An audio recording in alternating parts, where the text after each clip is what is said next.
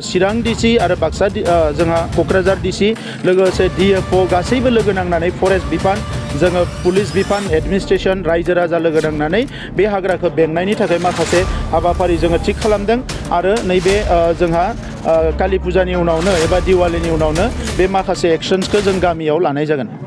गोबां बोसोर असान्तिनि उनाव बड'लेण्डआव थांनाय 3 बोसोराव गोजोननि थासारिया फैदों।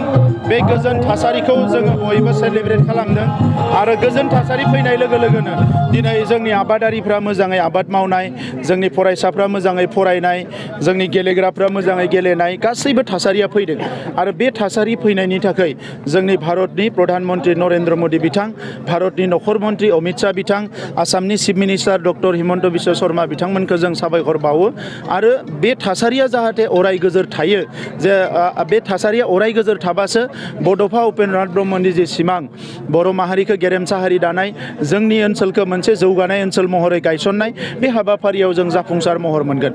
दा बिनि थाखायनो दिनै इउपिपिएल हान्जाया बाइक रेलि लादों।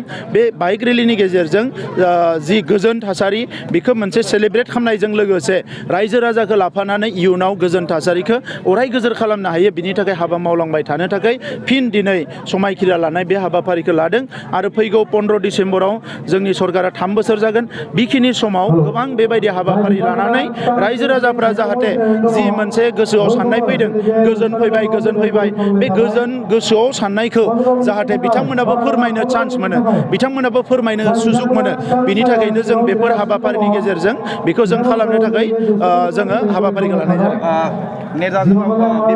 बिपिएफ दोलोआ थाफानायनि मोनसे सर्सा सोलिबाय थादों, बेयो माबायदि? जोंनियाव बेनि जेबो खौरां गैया। बिपिएफ दोलोआ जाय पावाराव थायो बेजोंनो बिथांमोना थागोन होननानै हाग्रामा महिलारिया गोदोनो फोसावखानानै दोनदों।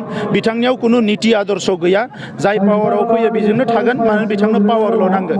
दा नंखायनो दिनै बिथाङा जाय पावाराव थायो बेजों थानो थाखाय थैथां नाजागोन। दा बेखौनो बिथाङा नाजागासिनो दङ। बिथांनियाव लाजिनाय मानाय बेबायदि जेबो गैया। जाय पावाराव थायो बिदि थानायानो बिथांनि निति। दा नंखायनो 19 बोसोराव बिथाङा जिखिनि खामानि मावनो हादों एबा हायाखै, बिनि सायाव दिनै रियेलाइजेसन खालामनानै मोनसे आदर्शगत राजनिति एबा मुलाम्फानि मोनसे राजनिति, मुल्यबोधनि राजनिति खालामनाया बिथांनि थाखाय गोनां। खिन्थु दिनै बिथाङा जेफोरखौ खालामबाय थादों बेजों बिथांनि बिपिएफ हान्जाया मा लाब जागोन आं बेखौ नुहुराखै, नाथाय बिटिआर ओनसोलनि रायजो राजाया जेबो लाब जानाय नङा।